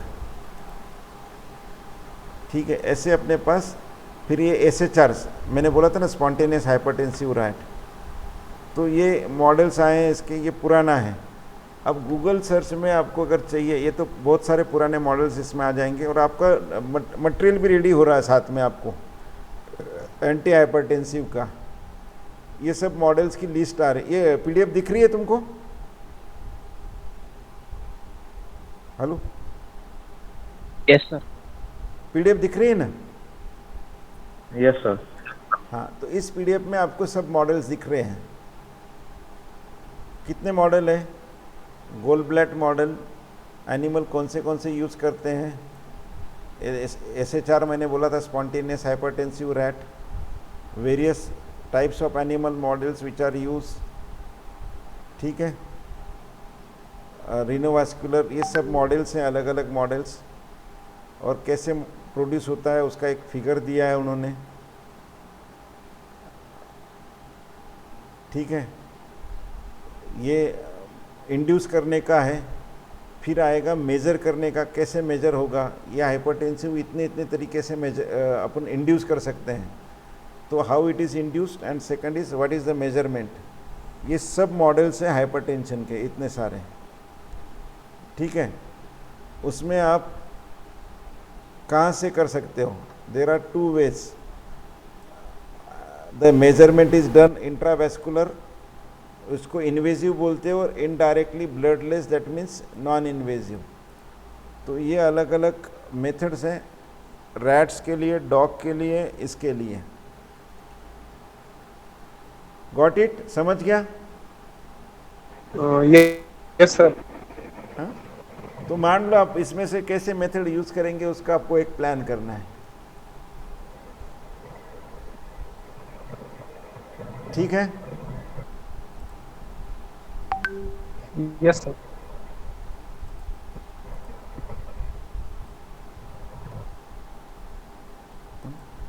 Sir, जो Bentham का अपने college को subscription मिला है, उसमें तो सिर्फ बेंथम उसमें एब्स्ट्रैक्ट. स्पेसिफिकली मेडिसिनल केमिस्ट्री के लिए रहते हैं ना? नहीं, ऐसा कोई ज़रूरी नहीं है. बेंथम के सभी में आ सकते हैं, पर वो मोस्टली जो होंगे किसी के फुल आर्टिकल नहीं होंगे, किसी के होंगे, तो जो होंगे नहीं होंगे देख लेना उस हिसाब से. Okay sir. हाँ, और बहुत सारे जर्नल्स हैं और बहुत अच्छे जर्नल्स हैं. एक जर्नल आता है सर्कुलेशन, ये देखो AHA जर्नल्स आ रहा है ना, स्क्रीन पे दिख रहा है क्या? मैं कहाँ ये कर रहा हूँ ऐसा? Yes sir. Yes sir. कहाँ कर रहा हूँ मैं? हाँ, ये बहुत बड़ी ये है. They are called as AHA, मतलब अमेरिकन हार्ट एसोसिएशन. उसके बहुत बड़े बड़े जर्नल्स हैं और most of these are free. समझे कि नहीं समझे? Hello, yes sir. है ना. उसका एक जर्नल का नाम है हाइपरटेंशन, जो सिर्फ हाइपरटेंशन पे काम करता है. तो एक सर्कुलेशन है जो दोनों हाइपरटेंशन और हार्ट दोनों पे काम करता है. तो उसके सब उतने आर्टिकल्स आते हैं. तो ये बहुत अच्छे आर्टिकल्स हैं जो आपको मिलते हैं. यू कैन गेट देम, और ये फ्री ऑफ कॉस्ट अवेलेबल है. ये बहुत सारे आर्टिकल्स जो आपको मिलेंगे. ठीक है, फिर अभी हम अपन एक आर्टिकल निकालते हैं. ये देखो SHR का, that is spontaneous hypertensive rat. इसका आर्टिकल अपने को मिल रहा है. ठीक है, जर्नल का नाम क्या है इसका? हाइपरटेंशन। इसके पास बहुत सारे जर्नल हैं, हाइपरटेंशन एक है, सर्कुलेशन है, सर्कुलेशन रिसर्च है, American heart association is very very, देखो AHA जर्नल्स दिखा आपको यहाँ पे? Hello, yes sir. Yes sir. हाँ इसमें Yes, देखो sir. इसके जर्नल्स कौन से हैं? Atherosclerosis, circulation, arrhythmia, genetics, cardiovascular imaging, cardiovascular intervention, heart failure, circulation research, hypertension, stroke, है ना। इतने सारे जर्नल है जो कार्डियोवास्कुलर सिस्टम के साथ उसके रिलेटेड है, ठीक है। You understood? Yes sir. Yes, sir. अब इसके जो आर्टिकल्स हैं ये सब फ्री है। मैंने कहा कि एक जो लेटेस्ट है वो छोड़ के एक 2 साल पुराने सभी आर्टिकल, उससे पुराने सभी आर्टिकल मिलेंगे आपको।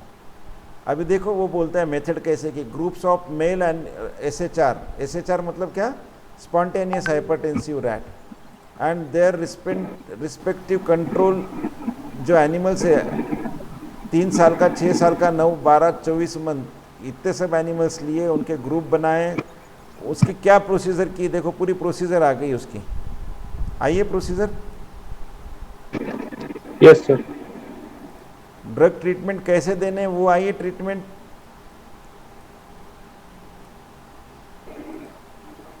है ना।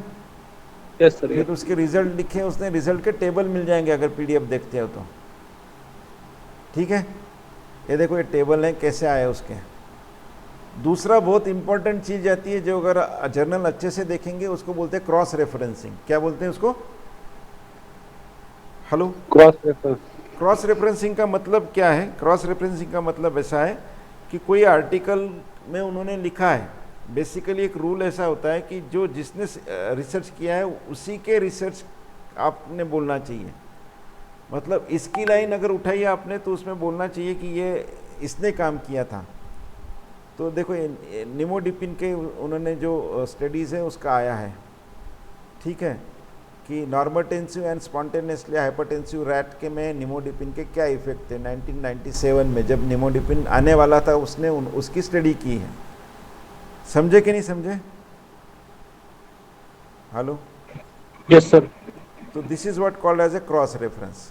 अब ये आर्टिकल आप जैसे कि जैसे कॉपी करके आप गूगल सर्च में जा सकते हो, यहाँ करोगे तो आप उसको ओपन लिंक इन न्यू कर सकते हो और आप उसको आर्टिकल इधर आएगा आपके, that is effects of nimodipine on normotensive and spontaneously hypertensive rat, उसमें क्या होता है, ठीक है।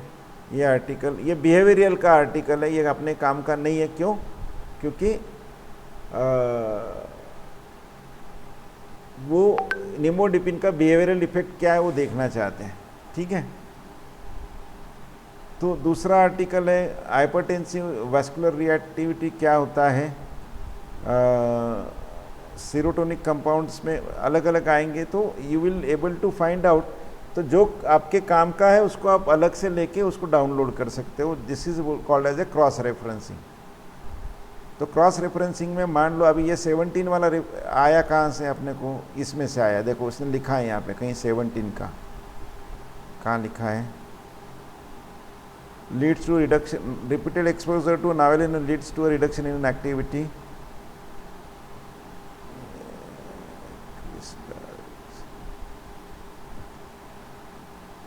मान लो देखो ये सेंटेंस आया है यहाँ 20 नंबर का, तो 20 नंबर का रेफरेंस ये बोलता है क्या? Cardiovascular responses after ageing. अगर एज है रैट में या किसी में तो एज का क्या रिस्पॉन्स रहेगा? WKY मतलब विस्टार क्योटो, जो रैट्स है उसको WKI। मैंने बोला था ना वेरियस स्ट्रेन होती है, विस्टार आती है, देन स्प्रॉग डाले आती है, तो ऐसे ऐसे अलग अलग ये आती है। तो ये हो गया अपना एक ऐसा आर्टिकल, ठीक है। तो ऐसे आर्टिकल्स आप देखेंगे, उसके हिसाब से अपन बनाएंगे कि क्या क्या ये किया था। समझ में आ रहा है अभी आपको? Yes sir. जब डिफ़िकल्टी होगी तो वापस एक आधा सेशन ले लेंगे अपन, हाँ। तो यहाँ पे सिंपल, बहुत सिंपल है ये। मैंने रेफरेंस नंबर 1 है तो रेफरेंस नंबर 1 पे जाता हूँ तो मेरे बाजू में आ जाता है कि किसने लिखा था। Physiological aspects of primary hypertension, तो प्राइमरी हाइपरटेंशन में क्या बॉडी में होता है, ये उसने वहाँ से लिया है। इसने जो लिखा है उसमें से उसने ये लाइन ली है, क्या लाइन, कि ग्रेट इज देयर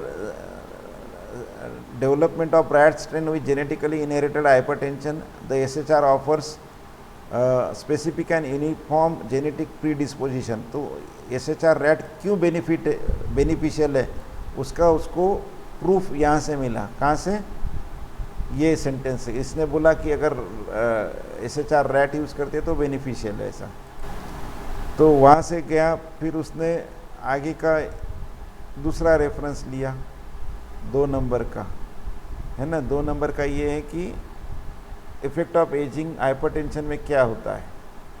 3 नंबर का लिया। ऐसा करते करते वो रेफरेंसेस करते गया, ठीक है। फिर 4 नंबर का क्या लिखा है उसने, ये 4 नंबर पे मैं क्लिक करता हूँ। Hypertension, ageing and vascular reactivity. तो वास्कुलर रिएक्टिविटी क्या होती है उसकी वजह से, और इसका बहुत सारा काम जो है वो बिहेवियर के हिसाब से है। तो ये SHR रैट का क्या बेनिफिट है, तो accordingly you could get it. समझे कि नहीं समझे? Yes sir. ये आपका मटेरियल भी डायरेक्टली रेडी हो गया है। डिफरेंट टाइप ऑफ एनिमल्स एक हमने पढ़ा था, उसका एक मटेरियल हो गया है, और दूसरा अपना ये हो गया है कि वेरियस मॉडल्स फॉर हाइपरटेंशन। तो ऐसा जब सर्च करते हो आप, तो आपको अलग अलग इसके अलग अलग मॉडल्स मिलेंगे, अलग अलग इसके अलग अलग ड्रग्स मिलेंगे, और उनका कैसा काम किया वो होगा। तो बस अपने को ऐसा रिपोर्ट बनाना है। It is very easy and go for it, ठीक है।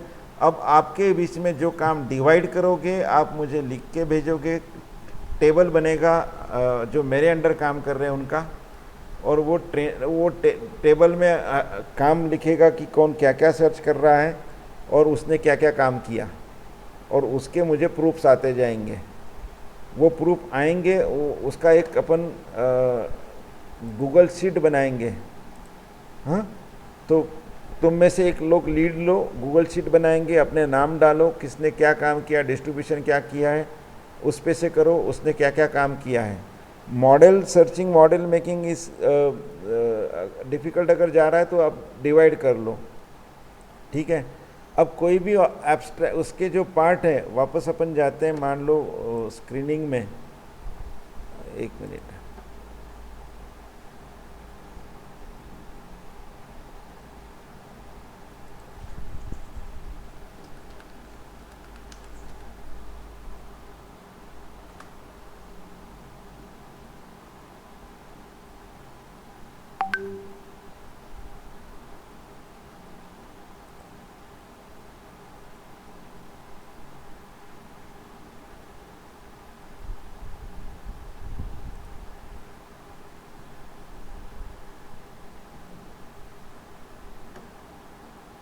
मेरे को कहाँ चाहिए ये वर्ड, एनीवेयर या कीवर्ड में स्क्रीनिंग चाहिए।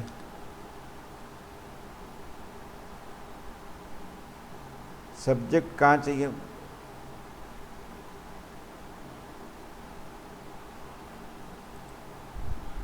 Publishing hyper tension,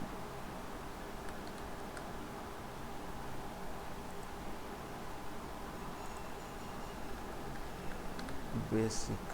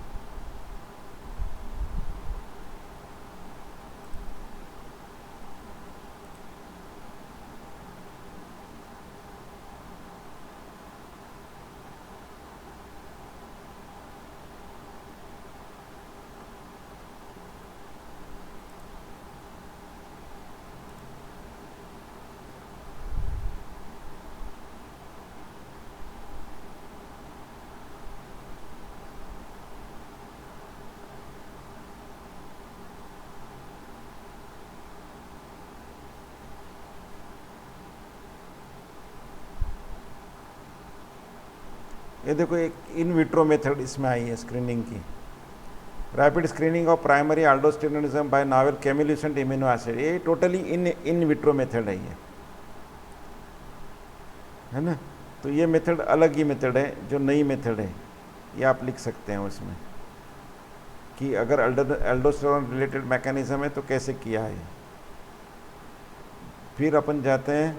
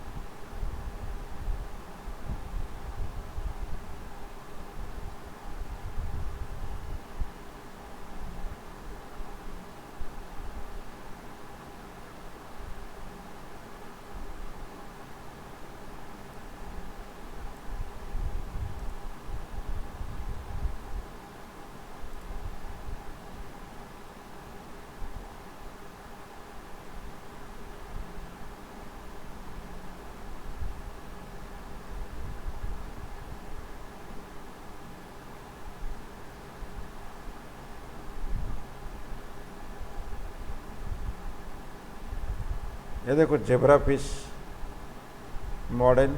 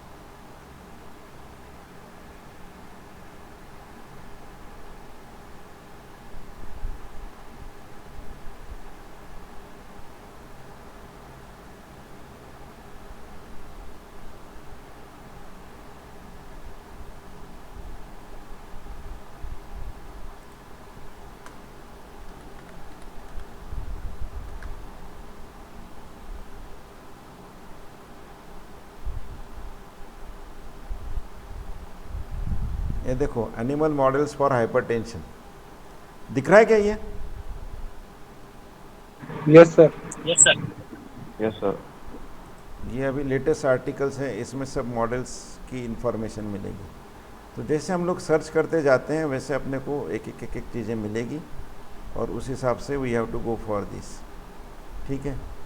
so these are various models, उसकी डिटेल्स मिलेगी, कौन से एनिमल का क्या बेनिफिट है, कौन से का कम बेनिफिट है।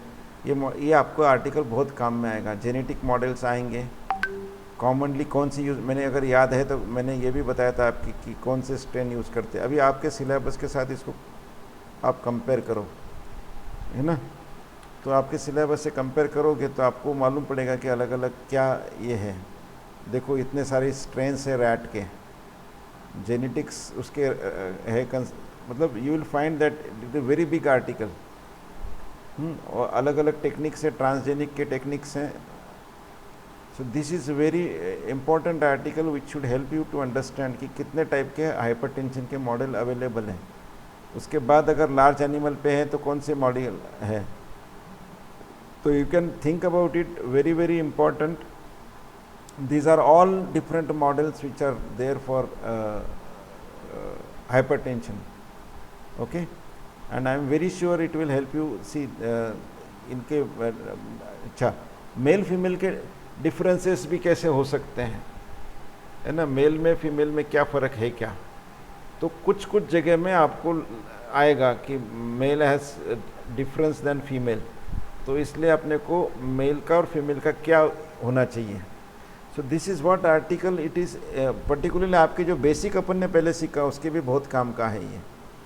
ओके तो I think you can go through this article. I'll send the link of this article on your group and try for that. It's a very good article which will help you to understand many things. So go through this and let me know if you have any difficulties. Okay, समझ में आ रहा है ना धीरे धीरे Yes, sir. धीरे Yes, sir. Yes. हाँ Sir. तो करो ऐसा धीरे धीरे करो, कोई दिक्कत नहीं आएगी. ठीक है.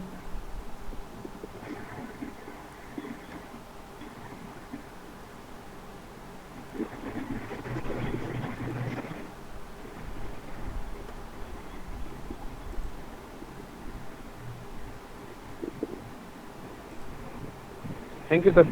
हो चलो bye, take care. Bye, sir. Thank you, sir.